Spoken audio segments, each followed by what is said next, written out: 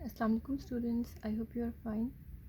आज हम 9th class के बायो के लेसन में पढ़ेंगे राइबोसोम्स के बारे में।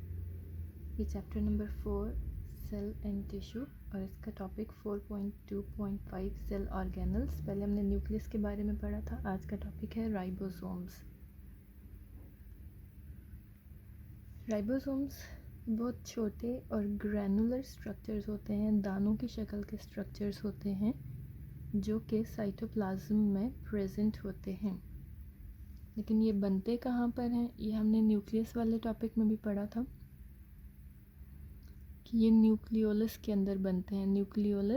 न्यूक्लियस के अंदर एक स्ट्रक्चर है और यहाँ पर राइबोसोम्स बनते हैं और फिर यहाँ से बाहर साइटोप्लाज्म के अंदर चले जाते हैं।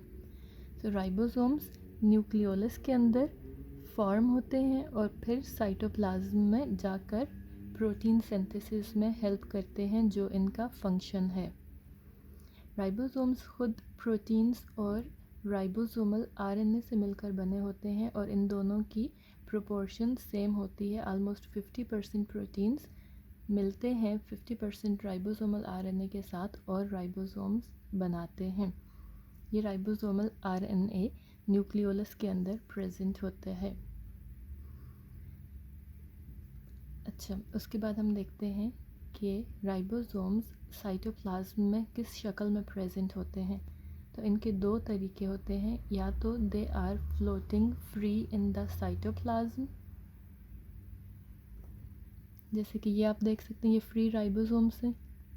ये एक एनिमल सेल है और इसके अंदर ये राइबोसोम्स ये फ्रीली साइटोप्लाज्म के अंदर मूव कर रहे हैं।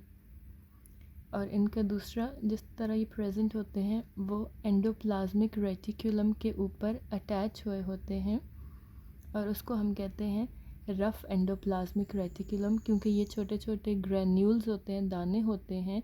ये एंडोप्लाज्मिक रेटिकुलम के ऊपर जब अटैच होते हैं तो उसको एक रफ सी लुक देते हैं, फिर उसको हम रफ एंडोप्लाज्मिक रेटिकुलम कहते हैं।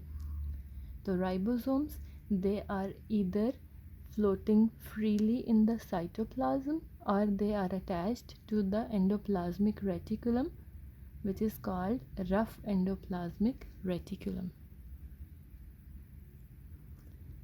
Okay. अब यहाँ पे भी आप देख सकते हैं कि जैसे ही राइबोसोम्स न्यूक्लियोलस में फॉर्म हुए, यहाँ से बाहर जाकर ये एंडोप्लाज्मिक रेटिकुलम के साथ अटैच हो गए हैं और इनमें से कुछ जो हैं वो बाहर जाकर साइटोप्लाज्म में फ्रीली फ्लोट करेंगे। अच्छा, जैसे कि हमने न्यूक्लियस के बारे में पढ़ा था कि it is double membrane bounded organelle, लेकिन ribosome is membrane less organelle. इसके बाहर, इसके इर्द गिर्द कोई मेम्ब्रेन नहीं होती और इसी वजह से ये प्रोकैरियोटिक सेल्स में भी प्रेजेंट होता है, क्योंकि हमें पता है कि प्रोकैरियोट्स में कोई मेम्ब्रेन बाउंडेड ऑर्गेनल नहीं होता। तो चूँकि राइबोसोम मेम्ब्रेन लेस स्ट्रक्चर है तो ये प्रोकैरियोट्स और यूकैरियोट्स दोनों में प्रेजेंट होता है। इसका जो मेजर फंक्शन है वो है प्रोटीन सिंथेसिस।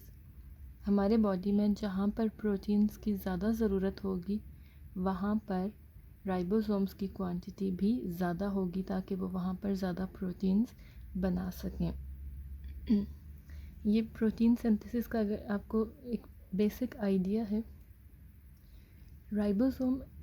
राइबोसोम के दो पार्ट्स होते हैं, एक लार्जर सब यूनिट या लार्जर पार्ट होता है और एक स्मॉलर सब यूनिट या स्मॉलर पार्ट होता है। जब राइबोसोम फंक्शन नहीं कर रहा होता, जब ये प्रोटीन सिंथेसिस नहीं कर रहा होता, उस वक्त ये दोनों यूनिट्स अलग अलग प्रेजेंट होते हैं, अलग हो जाते हैं, या हम कह सकते हैं कि राइबोसोम डिसअसेंबल हो जाता है। और जब इसने फंक्शन करना हो तो ये दोनों यूनिट्स या सब यूनिट्स मैसेंजर आरएनए इनके दरमियान में आकर अटैच हो जाता है और ये दोनों आपस में अटैच हो जाते हैं या फंक्शनल राइबोसोम बनाते हैं। ये दरमियान में मैसेंजर आरएनए है। ट्रांसफ़र आरएनए है और इसका फंक्शन है कि ये अमाइनो एसिड्स को यहाँ पर कैरी करता है, लेकर आता है। ये अमाइनो एसिड्स को यहाँ पर लाएगा। मैसेंजर आरएनए में कंप्लीट इन्फॉर्मेशन होती है कि कौन सी प्रोटीन बननी है और उसके लिए कौन कौन से अमाइनो एसिड्स चाहिए होते हैं, और वो नेसेसरी अमाइनो एसिड्स को ट्रांसफ़र आरएनए लाकर यहाँ पर छोड़ता जाता है। ये अमाइनो एसिड्स बनते जाते हैं, ये पूरी एक चेन ऑफ अमाइनो एसिड बनेगी। और हम पहले पढ़ चुके हैं कि अमाइनो एसिड प्रोटीन्स का बेसिक स्ट्रक्चरल यूनिट है। ये अमाइनो एसिड्स मिलाकर प्रोटीन बनाते हैं। तो जब ये अमाइनो एसिड्स की चेन्स बनती जाती हैं तो हम कहते हैं कि एक प्रोटीन बन गया है, जो कि राइबोसोम का फंक्शन है। ओके, इसके अलावा एक और बात जो हमने पहले पढ़ी है कि प्रोकैरियोट्स और यूकैरियोट्स दोनों के अंदर राइबोसोम्स होते हैं, लेकिन डिफरेंस सिर्फ ये होता है कि प्रोकैरियोट्स के राइबोसोम का साइज़ छोटा होता है और यूकैरियोट्स का राइबोसोम्स का साइज़ थोड़ा सा लार्जर होता है या बड़ा होता है। ये था राइबोसोम्स का टॉपिक। आई होप आपको समझ में आ गया होगा। इसके बाद हम नेक्स्ट टॉपिक पढ़ेंगे माइटोकॉन्ड्रिया का, वो नेक्स्ट वीडियो में डिस्कस करेंगे। थैंक यू एंड अल्लाह हाफिज़।